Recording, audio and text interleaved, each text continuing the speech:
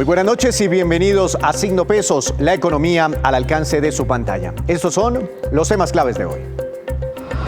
Paquete de recomendaciones tributarias. El comité de expertos contratado por el gobierno entregó hoy el diagnóstico sobre el sistema tributario en Colombia y una serie de propuestas para elaborar eventualmente una reforma. Analizaremos el tema con el director de FEDesarrollo, Luis Fernando Mejía.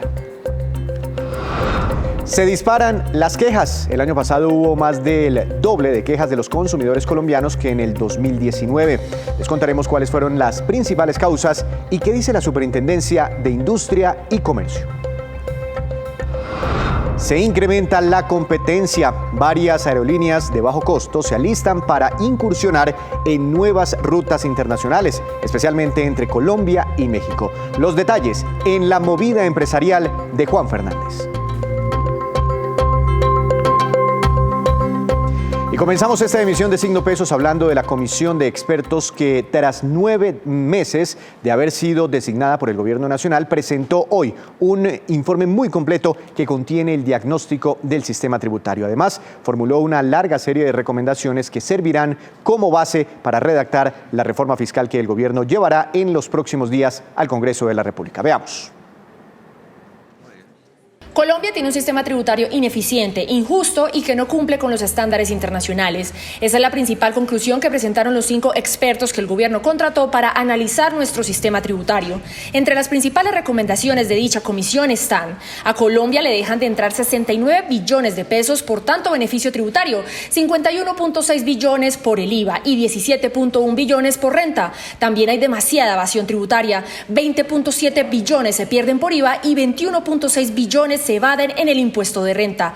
3 de cada 4 empresas no tienen RUT ni registro empresarial, son informales y por ende no pagan impuestos.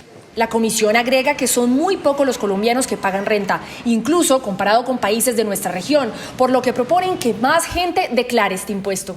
Aconsejan eliminar el 4 por mil que todos pagamos por las transacciones financieras. Recomiendan eliminar subsidios y, en cambio, poner impuestos a las pensiones más altas. Toda la reforma del sistema de pensiones ha crecido durante unos años. Hay muy pocos pensionistas que pagan impuestos. ¿Cómo se va entonces a reformar este tratamiento tributario?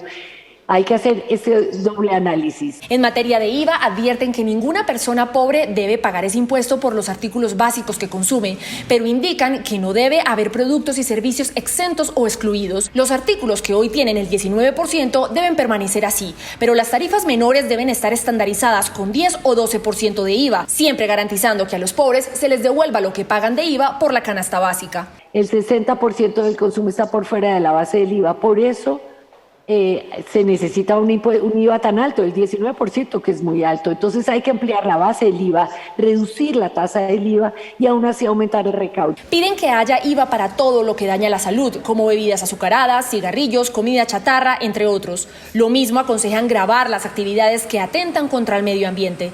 Recomiendan eliminar los descuentos del impuesto de ICA una vez se consiga otra fuente de recursos para los municipios. Las zonas francas deben ser revisadas y que paguen el IVA. Colombia tiene en este momento la oportunidad de llegar a lograr un sistema de este tipo. Estoy de acuerdo con el profesor Smetter, si se logra este sistema, Colombia va a emerger y lo va a hacer como líder de las naciones en este campo. Además, aconsejan eliminar los beneficios tributarios que hay para muchos sectores de la economía, pues deben darse igual trato a todas las actividades productivas. La importancia de lo dicho por esta comisión de expertos es que sus recomendaciones son la base para redactar la reforma fiscal que el gobierno llevará al Congreso.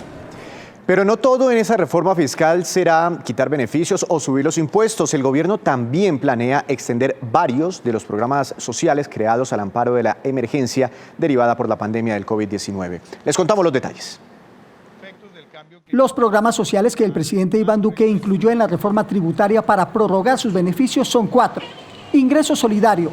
Comenzó a pagarse en abril del 2020. Ha beneficiado a 3 millones de personas que reciben un ingreso mensual de 160.000 pesos, lo que significa que mensualmente el gobierno destina 480.000 millones de pesos para estas ayudas. Devolución del IVA.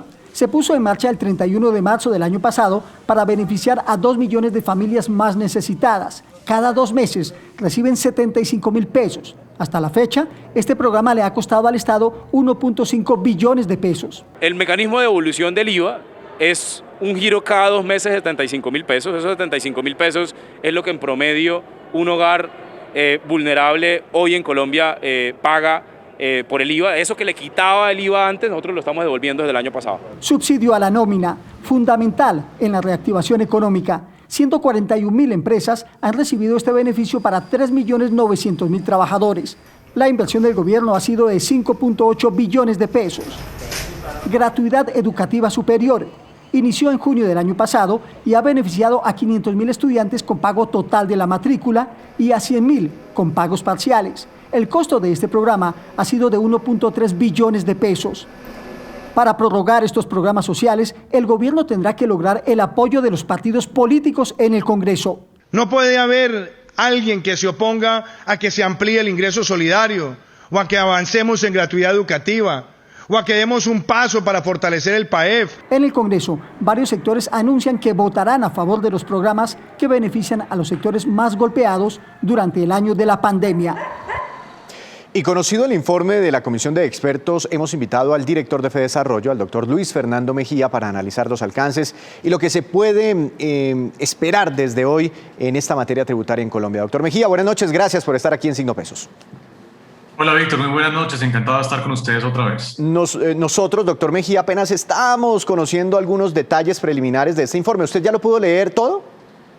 Así es, yo estuve de comentarista justo esta mañana en el lanzamiento del informe y bueno, en los últimos días estuve leyendo esas más de 200 páginas de un informe muy interesante que trae algunas recomendaciones bastante importantes para el país. Entonces usted es el indicado para ayudarnos a entender este tema.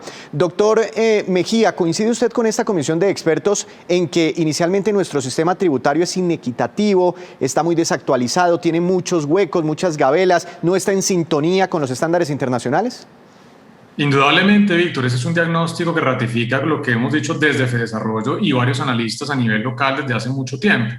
Nuestro estatuto tributario tiene una gran cantidad de exenciones para las empresas, para las personas, que han generado una erosión de ese recaudo tributario y que complican además la administración tributaria. Es un estatuto que no es amigable con la gente, con los empresarios, con los hogares y que por ende no es eficiente y recauda mucho menos de lo que se esperaría dado nuestro nivel de desarrollo.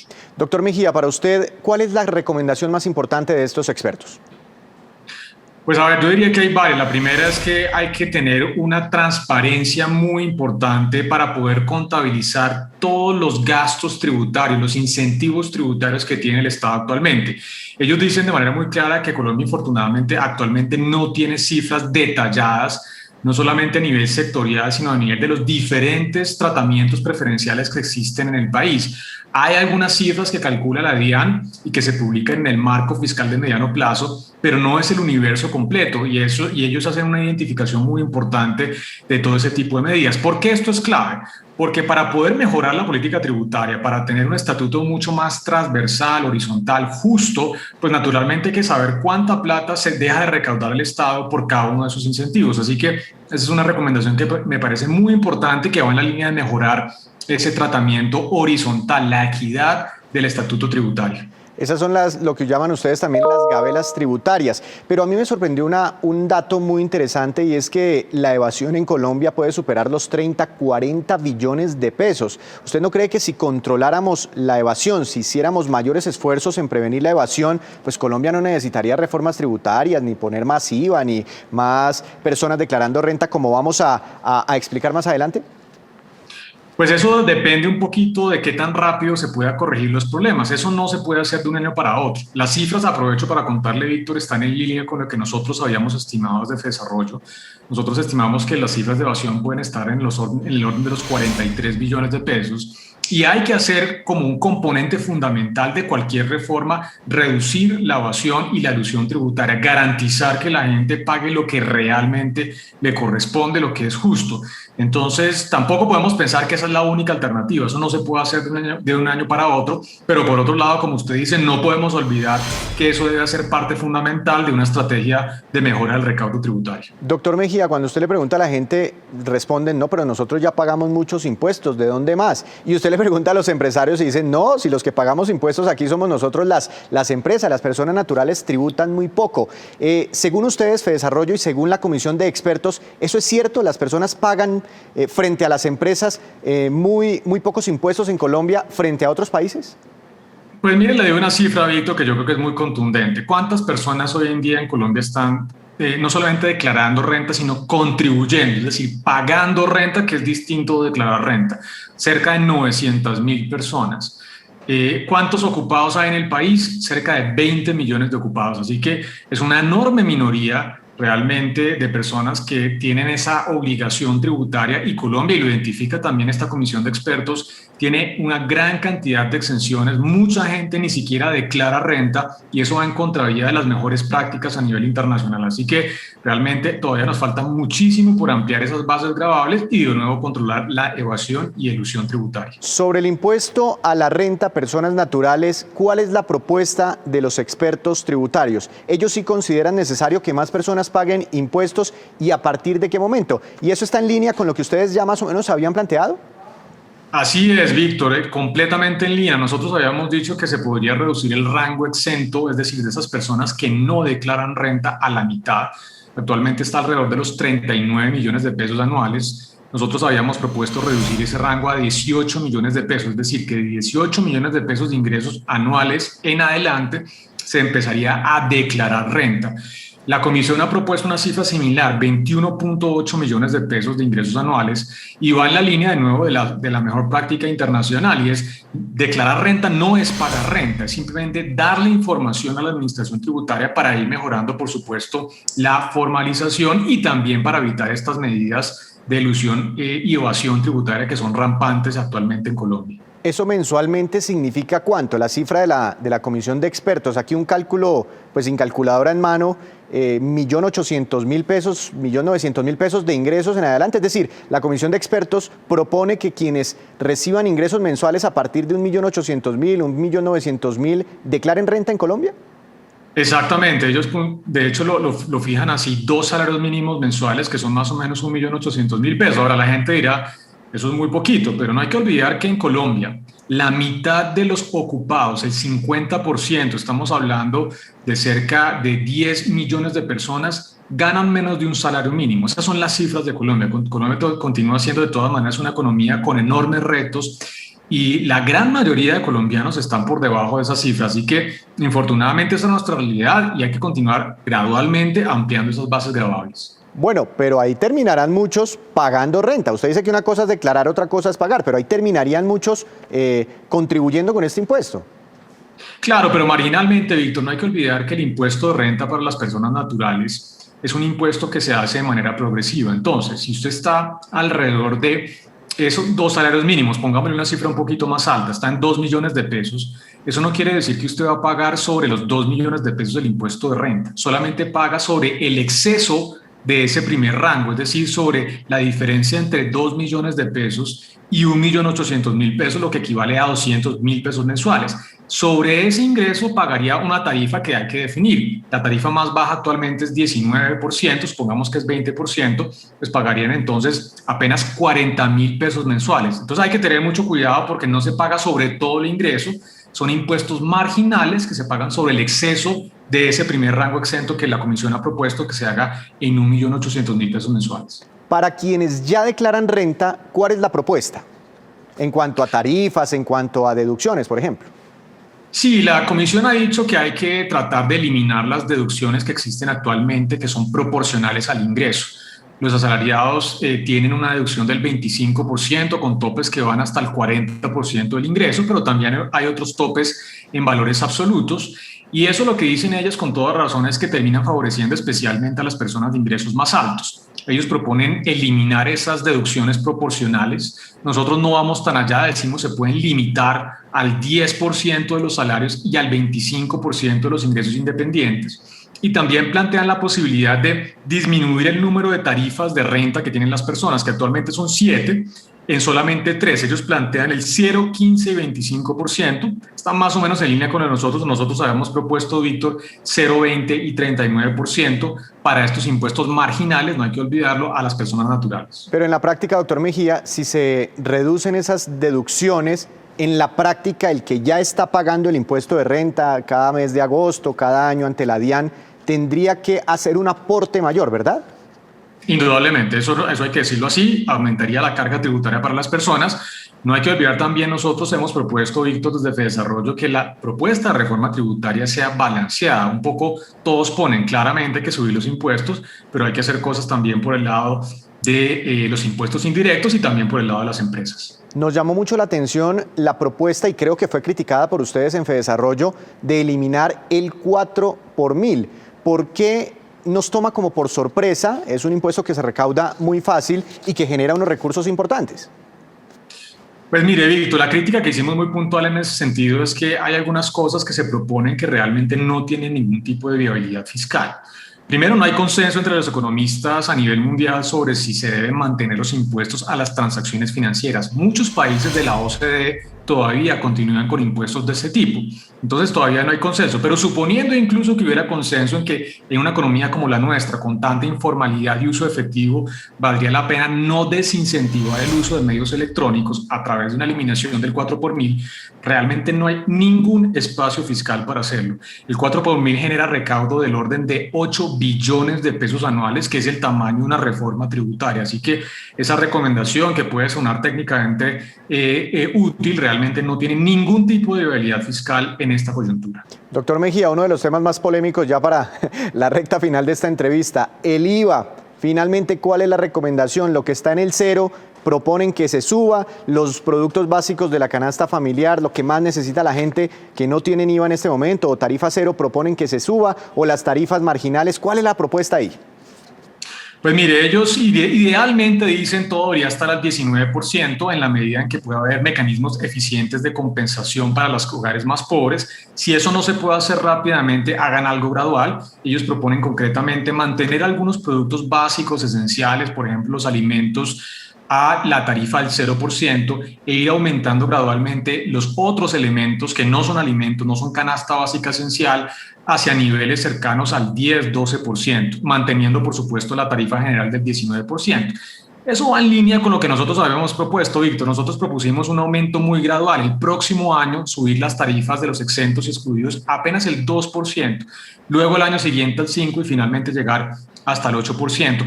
Por supuesto, ampliando la compensación para evitar que estos aumentos especialmente afecten a los hogares más pobres y vulnerables. Doctor Mejía, pues este es como el capítulo personas naturales. Después hablaremos, se nos está acabando el tiempo, hablaremos del capítulo personas jurídicas o empresas, porque ahí también hay unas recomendaciones importantes, pero bueno, habrá más tiempo para hablar ya cuando el gobierno presente esta reforma formalmente ante el Congreso de la República. De momento, muchas gracias por acompañarnos esta noche, como siempre, doctor Mejía, aquí en Signo Pesos.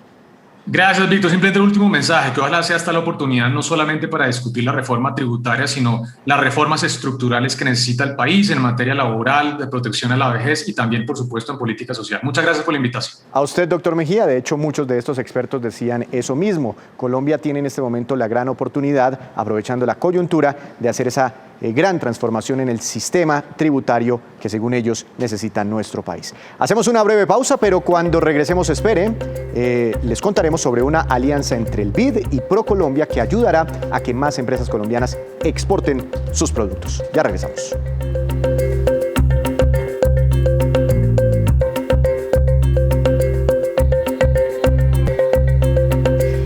Regresamos a Signo Pesos con esta que es la cifra económica del día, muy simbólica. 1 millón, esa es la cifra económica y corresponde al número de personas vinculadas, o mejor, vacunadas en nuestro país hasta el día de hoy. Aunque aún esta cifra es muy baja, frente a los 35 millones de habitantes que se planea vacunar, significa un hito que genera optimismo en la recuperación económica del país. Además, ya hay 47.210 colombianos vacunados con las 2 dosis. El país cuenta ya con un total de 2.343.368 vacunas recibidas y que están siendo distribuidas en todos los rincones de la nación.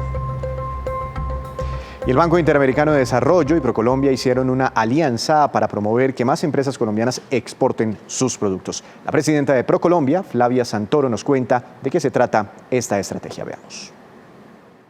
Desde ProColombia estamos abriendo una convocatoria, como lo mencionaba la viceministra, para impactar a 145 empresas de servicios basados en el conocimiento. Pueden aplicar a la convocatoria tanto las compañías que ya están exportando como las que lo quieran hacer. Cuando ya se hayan postulado, les voy a invitar a que ProColombia sepan, los va a contactar y vamos a hacer un diagnóstico, vamos a identificar las oportunidades de mejoras en todo ese proceso de internacionalización. Una vez los aceptemos, ojalá aceptemos a los 145 de primera, lo que queremos es definir un plan de trabajo para cada una de las empresas. Seleccionaremos hasta 3 líneas de servicios de fábricas de internacionalización que se ajusten a la medida, a las necesidades de las empresas a las cuales podrán acceder en un periodo de hasta 1 año.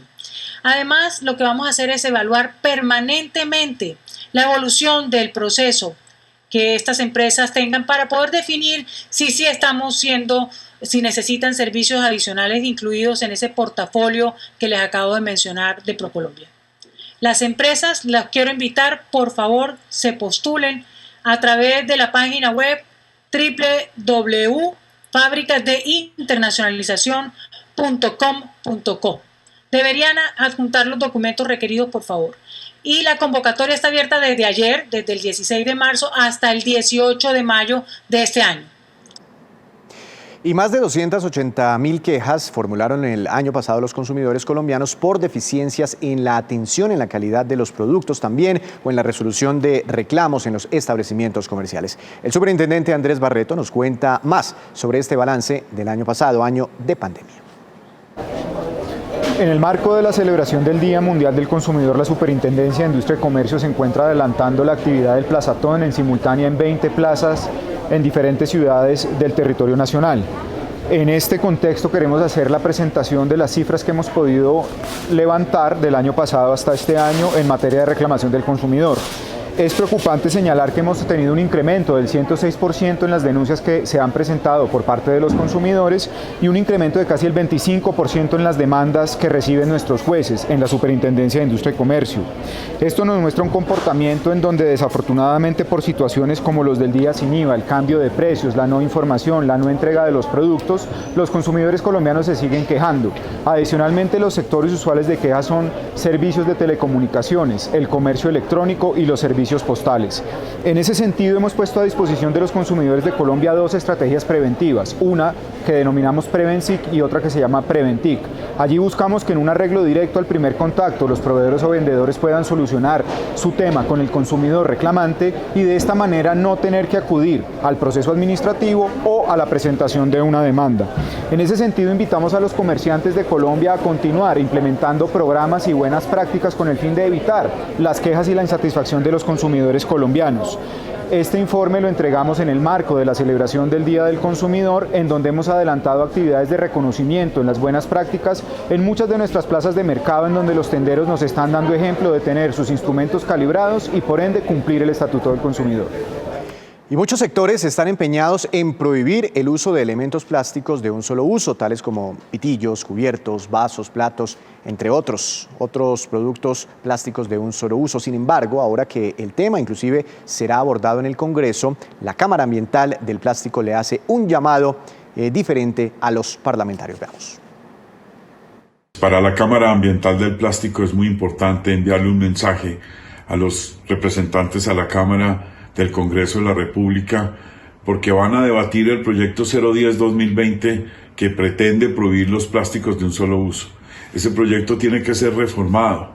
Tenemos que permitir el uso de aditivos biodegradables para que los plásticos que se fabriquen con estos aditivos se puedan seguir produciendo y vendiendo en Colombia y con ello protegiendo el empleo nacional. No podemos pensar en la prohibición de las exportaciones. Eso lo único que hace es atentar contra el empleo formal colombiano. Le pedimos al Congreso de la República que por favor estudie ese proyecto en debida forma. Hacemos otra breve pausa, pero ya les contaremos cuáles son las expectativas de las empresas en cuanto a contratación de personal para el segundo trimestre de este año. En segundos, aquí en Signo Pesos.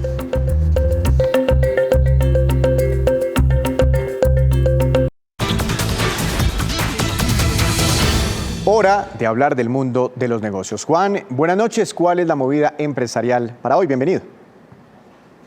Víctor, buenas noches. Hoy voy a hablarle de aerolíneas y el espacio que esperan ganar algunas compañías del turismo entre Colombia y México, que pese a todo este tema sobre las denuncias de los malos tratos a los colombianos en los aeropuertos de ese país en los últimos días, es uno de los que más crece en esta transición del coronavirus a cierta normalidad. Por la pandemia, varias compañías mexicanas han dejado libre o disminuido notablemente las rutas al país. Le hablo de Interjet, por ejemplo, cuyas rutas no se reemplazaron. Y en ese negocio complejo de las aerolíneas, pues las netamente turísticas y que son identificadas como de bajo costo podrían tener alguna ventaja. Juan, ¿y cuáles son esos casos?